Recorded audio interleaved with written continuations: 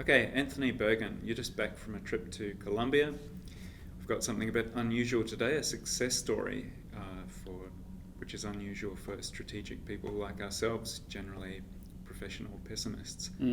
But in Colombia in the year 2000, only a third of the country was firmly in government hands, and but today it's above 90%, and the FARC guerrilla force is down to under 10,000 people.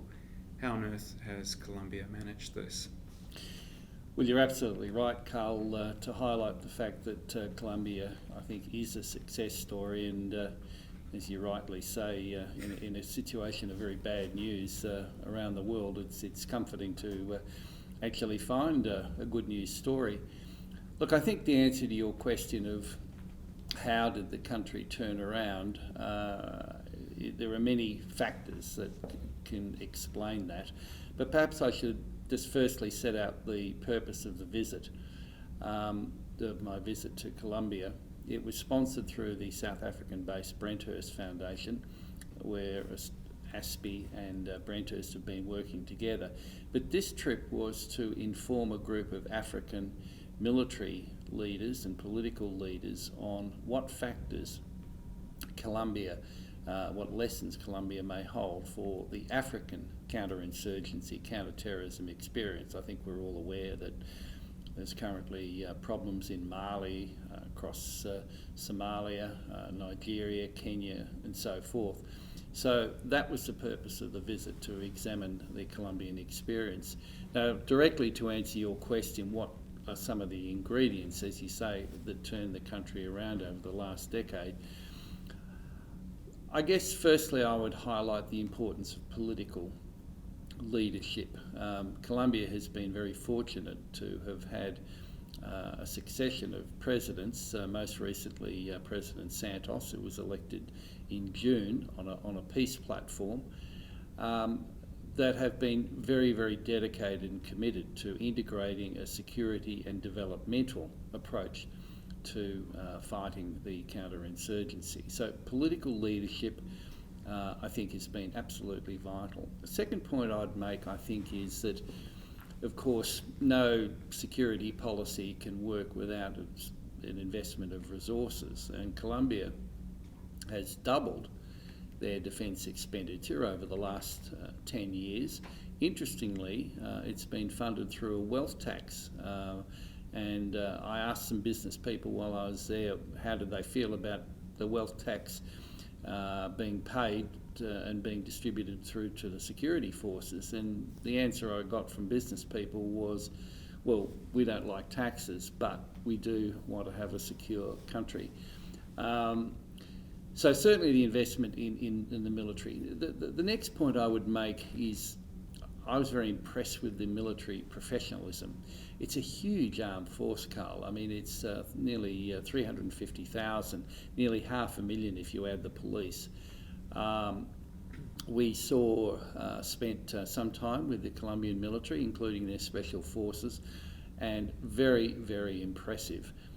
Interestingly, they haven't gone in terms of their force structure for fancy fighter jets or anything like that. They've been very practical. They've invested in turboprop aircraft for counterinsurgency, in riverine craft, in enormous investment in Black Hawk helicopters. So the force structure of the Colombian Armed Forces is very suited to the sort of campaigns that they've been waging. So certainly the professionalism of the Colombian Armed Forces, but I think most importantly, the Colombians had recognised that it's not a counterinsurgency campaign isn't just about investing in the security sector. It also has a developmental focus, and of course we're all aware that Colombia has, for many years was penetrated by narco criminal groups. And so the big issue facing the Colombian government was how to try and develop alternative livelihoods for Colombians that were relying on a mixture of, let's face it, of crime and coca. And I saw very successful examples of alternative livelihood, from coffee to handicrafts, manufacturing. So I think the Colombians had put a lot of effort and thinking into how to develop alternatives for Colombians that had been previously networked into criminal groups. Look, the other point that I would make is, of course, Colombia borders 5 countries and their borders have been very porous. So regional cooperation has been extremely important in terms of both preventing narcotics moving across borders, but also dangerous goods and let's face it, dangerous people. So I think the regional cooperation has been important.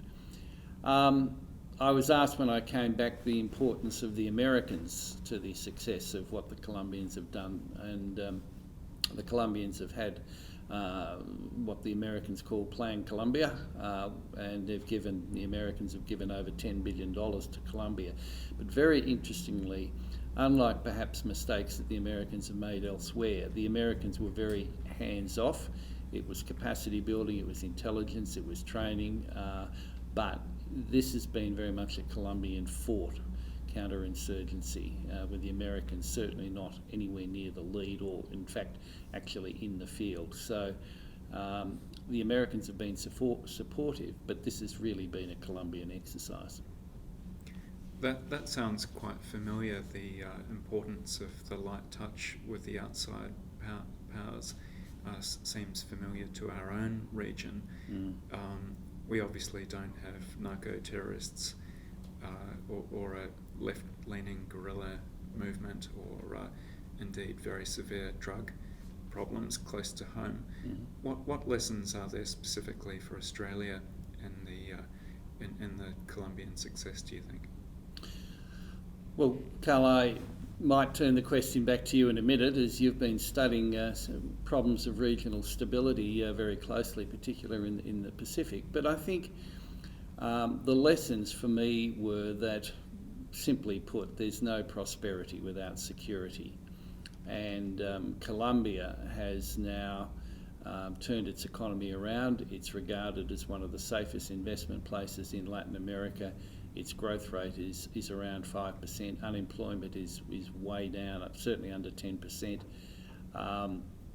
So I think the first lesson for Australia is we develop our own approaches to our near region, is to ensure that these countries are secure. And I mean, obviously we can have a discussion about the best ways to advance security, but I think that was a fundamental takeaway from the Colombian experience, that, as you said in your introductory remarks, I mean, Colombia was on the brink. In fact, the Colombian Defence Minister said to our group in the late 90s, early 2000s, we had lost our country and now we've got it back. So I think the first lesson for Australian approach to our near abroad, if you like, is to ensure that we encourage security as the absolute bedrock for a prosperous region. That certainly sounds very familiar. Also, the security development nexus, and ties in with the government's approach to aligning our trade and aid in the national interest that focus on peace and prosperity, or stability and growth, as they put it, does seem quite familiar. Colombia seems quite a long way away from Australia.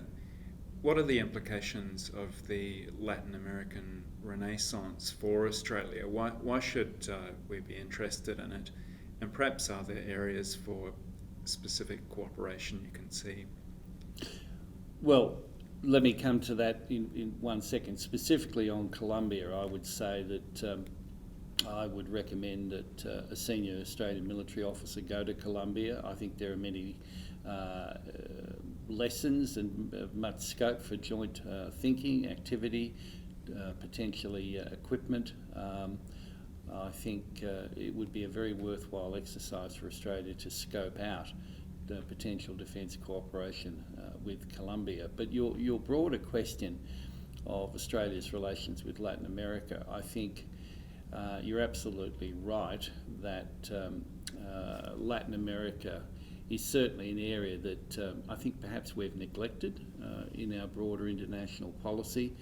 It's around 700 million people, Latin America. It's probably 1 billion if you include, of course, the Americas, Mexico and Brazil and the United States. It's an incredibly economically dynamic area of the world, and of course the Pacific Alliance, the new trade group that's been formed, with which Australia is an observer, is really developing extremely well. So Colombia, of course, is important, but Latin America is economically is an incredibly dynamic area of the world, and of course, as Australia focuses more on economic diplomacy, I certainly wouldn't suggest we ignore the Indo-Pacific. That will be our primary geographic focus, but we shouldn't ignore the potential of Latin America, and indeed, the way the borders between Mexico and the United States are becoming more integrated. I think it's not beyond the realms in 20, 30, 40 years' time that it'll almost be one market. So I think Latin America is an area that Australia certainly needs to focus more on. And from what business people tell me, we're very well received in Latin America. Australians are very well received. So we have many Latin American students now studying in Australia. Let's build on that. Let's build on our mining connections that we're making in Latin America. And of course, as I say, the Pacific Alliance trade grouping that Australia as an observer is doing very, very well. Yeah, that closely enmeshed market of 1 billion people fueled by the unconventional oil is probably something to watch in the years to come. And it's also politically a very stable area. I think it's almost now, unthinkable that there would be conflicts between Latin American countries. So in terms of political stability, in many ways, it's more stable than Asia. Yeah, perhaps shows the way they do settle their disputes in the international courts. So. Okay, Dr. Bergin, thanks very much for talking with me. Thank you, Karl.